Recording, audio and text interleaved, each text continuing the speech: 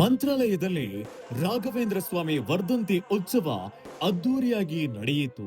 ಈ ಕಾರ್ಯಕ್ರಮದಲ್ಲಿ divine star Rishabh Shetty ಹಾಗೂ ಹಿರಿಯ ನಟ ಜಗ್ಗೇಶ್ ಭಾಗವಹಿಸಿ ಗುರು ವೈಭವೋತ್ಸವದ ವಿವಿಧ ಕಾರ್ಯಕ್ರಮದಲ್ಲಿ ಪಾಲ್ಗೊಂಡಿದ್ರು.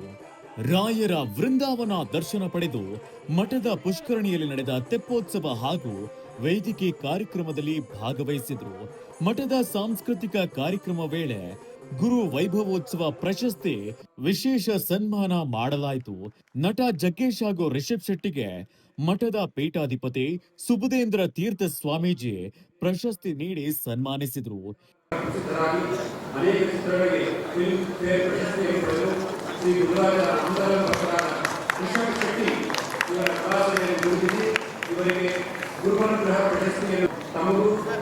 ಇದೇ ವೇಳೆ ಭಕ್ತರು ಶ್ರೀಗಳನ್ನ ವಿಶೇಷವಾಗಿ ಪುಷ್ಪ ವೃಷ್ಟಿ ಮೂಲಕ ಗೌರವಿಸಿದ್ರು.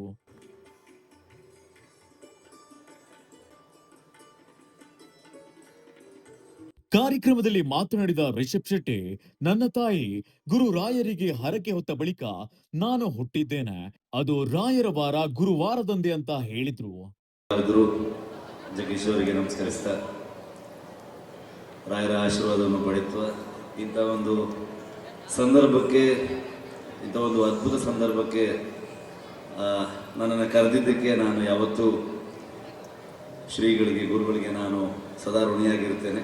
ನಾನು ಭಾಗ್ಯ ಅಂದ್ಕೊಳ್ತೀನಿ. ನಾನು ತುಂಬ ಮಾತಾಡೋದಕ್ಕೆ ಹೋಗೋದಿಲ್ಲ, ಯಾವುದು ಸಿನಿಮಾ ವೇದಿಕೆ ಅಲ್ಲ.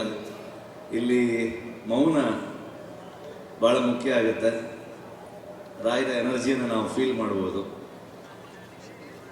ನಮ್ಮಲ್ಲಿ ನನ್ನ ತಾಯಿ ರಾಯರ ತುಂಬ ದೊಡ್ಡ ಭಕ್ತೆ.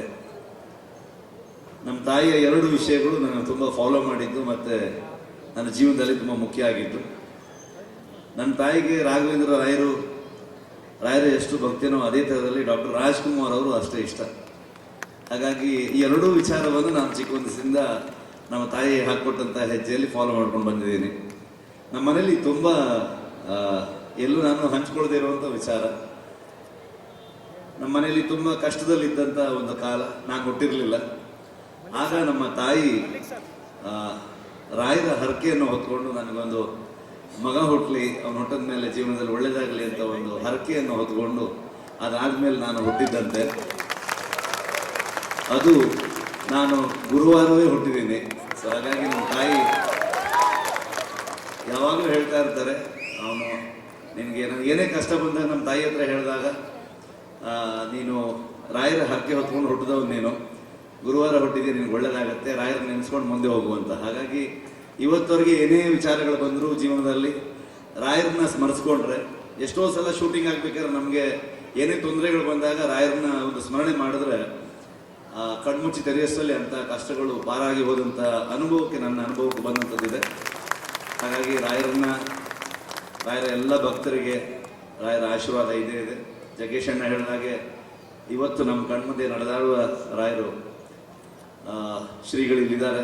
ಅವರ ಮಾರ್ಗದರ್ಶನ. ನಾನು ಚಿಕ್ಕ ವಯಸ್ಸಿಂದ ಮಂತ್ರಾಲಯಕ್ಕೆ ಬರ್ತಾನೆ ಇದ್ದೀನಿ. ಆದರೆ ಇಲ್ಲಿ ಗುರುಗಳು ಬಂದ ಮೇಲೆ ಆದಂತಹ ಬೆಳವಣಿಗೆಗಳು ಎಲ್ಲವನ್ನೂ ನೋಡಿದಾಗ ಖುಷಿ ಆಗುತ್ತೆ. ಇನ್ನು ಹೆಚ್ಚೆಚ್ಚು ಭಕ್ತರು ಇಲ್ಲಿಗೆ ಬರುವಂತ ಇರಲಿ, ಎಲ್ರಿಗೆ ರಾಯರ ಆಶೀರ್ವಾದ ಸಿಗುವಂತಾಗಲಿ ಅಂತ ಅನ್ಕೊಂಡು ನಾನು ಕೇಳ್ತೀನಿ. Thank you. ಇನ್ನು ಕಾರ್ಯಕ್ರಮದಲ್ಲಿ ಮಾತನಾಡಿದ ನಟ ಜಗ್ಗೇಶ್, ಕಲಿಯುಗದಲ್ಲಿ ಕಲ್ಪತರು ಕಾಮಧೇನು ಅಂದ್ರೆ ಅದು ರಾಯರ ಪೀಠ ಹಾಗೂ ಶ್ರೀಗಳು ಅಂತ ಮಂತ್ರಾಲಯ ಮಹಿಮೆಯನ್ನ ಕೊಂಡಾಡಿದ್ರು. ಯಾವುದೇ ಒಂದು ಕಾರ್ಯ ಆಗಬೇಕು ಅಂದರೆ ಹಿಂದೆ ಪ್ರಿಸ್ಕ್ರಿಪ್ಟೆಡ್ ಆಗಿರುತ್ತೆ, ಹಿಂದಿನ ಜನ್ಮದಲ್ಲಿ ಬರವಣಿಗೆ ಆಗ್ಬಿಟ್ಟಿರುತ್ತೆ. ಇಲ್ಲಿ ಬಂದು ಸುಮ್ಮನೆ ನಾವು ಆ್ಯಕ್ಟ್ ಮಾಡ್ತೀವಿ ಅನ್ನೋ ಒಂದು ಮಾತನ್ನು ನಾನು ಹೇಳ್ತಿದ್ದೆ. ಹಾಗೆ ಶ್ರೀಗಳಿಗೆ ರಾಯರೇ ಖುದ್ದಾಗಿ ಅವ್ರಿಗೆ ಹಿಂದಿನ ಜನ್ಮದಲ್ಲಿ ಅವರಿಗೆ ಅಗ್ರಿಮೆಂಟ್ ಮಾಡಿ ಕಳಿಸಿದ್ದಾರೆ. ನೀವು ಹೋಗಿ ಮಂತ್ರಾಲಯವನ್ನು ವಿಶ್ವವಿಖ್ಯಾತವಾಗಿ ಎಲ್ಲರೂ ಮೆಚ್ಚುವಂಥ ಒಂದು ಕ್ಷೇತ್ರವನ್ನು ಮಾಡಿ ಅನ್ನೋ ಮಟ್ಟಕ್ಕೆ ಅವ್ರನ್ನ ಕಳಿಸಿದ್ದಾರೆ. ನಾನು ಎಲ್ಲ ನನ್ನ ತಂದೆ ತಾಯಿಗಳು ರಾಯರ ಸುತ್ತಮುತ್ತಲಲ್ಲಿ ನಾನು ಪ್ರಾರ್ಥನೆ ಮಾಡೋದಿಷ್ಟೇ, ಈ ಒಂದು ಪೀಠ ಎಂಥ ಶ್ರೇಷ್ಠವಾದ ಪೀಠ ಅಂದರೆ, ಸಾಕ್ಷಾತ್ ರಾಯರು ಅಲ್ಲಿ ಕೂತು ತಾವು ಏನೇನು ಭಗವಂತನ ಒಂದು ವಿಗ್ರಹಗಳನ್ನಾಗ್ಬೋದು ಇತ್ಯಾದಿ ಏನೇನು ಪೂಜೆ ಮಾಡ್ತಾ ಇದ್ರು ಅದು ಮಾಡುವಂಥ ಯೋಗ ಇರೋದು ಆ ಒಂದು ಜಾಗದಲ್ಲಿ ಕೂತವ್ರಿಗೆ ಮಾತ್ರ. ಹಾಗಾಗಿ ಅವರು ಸಾಕ್ಷಾತ್ ರಾಯರ ಸ್ವರೂಪನೇ ಆಗಿಬಿಡ್ತಾರೆ. ನಾನು ನಿಮ್ಮಲ್ಲಿ ವಿನಂತಿ ಮಾಡೋದು ಒಂದೇ, ನಿಮಗೆ ಏನೇ ಸಮಸ್ಯೆ ಬಂದರೂ ನಿಮಗೆ ಗುರುಗಳು ಎಲ್ಲಾದರೂ ಸಿಕ್ಬಿಟ್ರೆ ಸಾಕು, ಸುಮ್ಮನೆ ಅವ್ರ ಬಾಯಿನಲ್ಲಿ ಒಂದು ಒಳ್ಳೆ ಮಾತು ಕೇಳ್ಬಿಡಿ ಸಾಕು, ನೀವೇನು ಅನ್ಕೊಂತೀರಿ ಆಗುತ್ತೆ. ನಾನು ಒಬ್ಬ ಸಾಕ್ಷಿಯಾಗಿ ಇಲ್ಲೇ ನಿಂತಿದ್ದೀನಿ. ಅವ್ರು ಯಾವಾಗ ನನಗೆ ಅರಸಿ ಏನೇನು ಹೇಳಿದಾರೋ, ಯಾರೋ ಬರ್ತಾರೆ ಒಂದು ಮೆಟ್ಲಿಟ್ಟು ಒಂದು ಸರಿ ಹತ್ತಪ್ಪ ಮೇಲೆ ಅಂತಾರೆ, ನಾನು ಯಾರೋ ಹಿಂಗಿಟ್ಬಿಟ್ಟು ಹತ್ತಿಸ್ಬಿಟ್ರಲ್ಲ ಮೇಲೆ ಅಂತ ನೋಡ್ತೀನಿ. ಆಮೇಲೆ ನೆನಪು ಮಾಡಿಕೊಂಡ್ರೆ ಗುರುಗಳ ಆಶೀರ್ವಾದ ಇದೆಲ್ಲ. ಹಾಗಾಗಿ ಈ ಜಗತ್ತಲ್ಲಿ ಕಲಿಯುಗದಲ್ಲಿ ಕಲ್ಪತರು ಕಾಮಧೇನು ಅಂತ ಏನಾದರೂ ಇದ್ದರೆ ಅದು ರಾಯರು, ರಾಯರ ಪೀಠ, ರಾಯರ ಸರಿಸಮಾನವಾಗಿ ನಿಮ್ಮ ಮುಂದೆ ಕೂತಿರುವಂಥ ಗುರುಗಳು. ಇನ್ನು ಮಾಧ್ಯಮದವರ ಪ್ರಶ್ನೆಗೆ ರಿಷಬ್ ಶೆಟ್ಟಿ ಮುಂದಿನ ಸಿನಿಮಾದ ಬಗ್ಗೆ ಹೇಳಿಕೆ ನೀಡಿದ್ದಾರೆ. ಈ ಸಂದರ್ಭ ಕೂಡ್ಕೊಂಡು ಬಂದಿರೋದು ತುಂಬ ಖುಷಿ ಇದೆ. ಅಲ್ಲ, ಈಗ ತಾವು ದೈವದ ಬಗ್ಗೆ ಫಿಲಮ್ ಮಾಡಿದ್ರಿ, ಈಗ ಜೈ ಹನುಮಾನ್ ಅನ್ನುವಂಥ ಸಿನಿಮಾ ಮಾಡ್ತಾ ಇದ್ರಿ. ಸೊ ಏನು ಸರ್ ಕಾನ್ಸೆಪ್ಟ್ ಏನಿರ್ಬೋದು? ಕಾನ್ಸೆಪ್ಟ್ ಎಲ್ಲ ಏನಿರಲ್ಲ, ಒಂದು ಕತೆ ಹೇಳ್ತಾರೆ, ಕತೆ ಇಷ್ಟ ಆದರೆ ಮಾಡ್ತೀವಿ ಹಾಗೆ. ಅಲ್ಲ, ಈಗ Thank ಕಥೆ you. ಇಷ್ಟ ಆಯಿತು, ದೈವ ಹಿಂದುತ್ವದ ವಿಚಾರಗಳನ್ನಿರುವಂಥದ್ದು. ಸೊ ರಕ್ಷಿತ್ ಶೆಟ್ಟಿ ಅಂತಂದರೆ ತಮ್ಮದೇ ಆದಂಥ ಒಂದು ಕಾನ್ಸೆಪ್ಟ್ ಇರುತ್ತೆ. ಸೊ ಏನು ಹೇಳಕ್ಕೆ ಬರ್ತಾರೆ? ಸರ್, ಬೇಸಿಕಲಿ ನಾವೆಲ್ಲ ಕಲಾವಿದರು.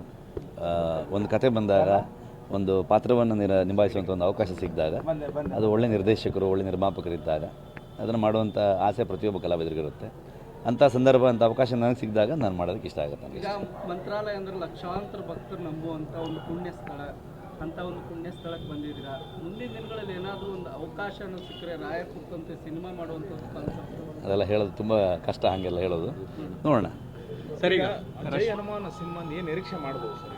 ಅದು ಸಿನಿಮಾ ಬಂದಾಗಲೇ ಹೇಳಬೇಕು. ಯಾಕಂದರೆ ಸಿನಿಮಾ ಈಗಷ್ಟೇ ನಿನ್ನೆಷ್ಟೇ ಮುಹೂರ್ತ ಮಾಡಿದ್ದೀವಿ, ಇನ್ನು ಶೂಟಿಂಗ್ ಆಗಬೇಕು. ಜನರಿಗೆ ಹೋಗ್ತಾ ಹೋಗ್ತಾ ಟೀಸರು, ಟ್ರೈಲರು ಇದೆಲ್ಲದರಲ್ಲಿ ಗೊತ್ತಾಗ್ತಾ ಹೋಗುತ್ತೆ. ಅಲ್ಲ, ಯಾಕಂದ್ರೆ ಕಾಂತಾರದಲ್ಲಿ ಒಂದು ನಿರೀಕ್ಷೆ ಇತ್ತು, ಮಂಗಳೂರು ಭಾಗದ್ದು ಒಂದು ಎಲ್ಲೊಂದು ಕಡೆ ದೈವ ಏನು ಅನ್ನೋದ್ರ ಬಗ್ಗೆ ಸಾಕಷ್ಟು. ಜಯ ಹನುಮಾನ್ ಬಗ್ಗೆ ಒಂದು ಹನುಮಂತನ ಬಗ್ಗೆ ಒಂದು ಸಿನಿಮಾ ಮಾಡ್ತೀವಿ ಅಂದರೆ ಖಂಡಿತವಾಗ್ಲೂ ಅವೆಲ್ಲ ವಿಚಾರಗಳು ಇರುತ್ತೆ ಅಂತ. ಸಾಕಷ್ಟು ಬಂದಿದ್ದಾವೆ ಸರ್. ಅದರಲ್ಲೂ ಈಗ ನೀವು ಮಾಡ್ತಾ ಇರುವಂಥದ್ದು ಎಲ್ಲೊಂದು ಕಡೆ ಜನರಿಗೆ ಹೆಚ್ಚಿನ ನಿರೀಕ್ಷೆ ಇರುವಂಥದ್ದು, ಏನು ಹೊಸದಾಗಿ ಏನಾದರೂ ಹೇಳಿ ಕೊಟ್ಟಿದ್ದಾರೆ, ಅವ್ರಿಗೆ ಇಷ್ಟ ಆಗೋಂಥ ಸಿನಿಮಾ ಆಗುತ್ತೆ ಅಂತ ಹೇಳ್ಬೋದು. ಸರ್, ಈಗ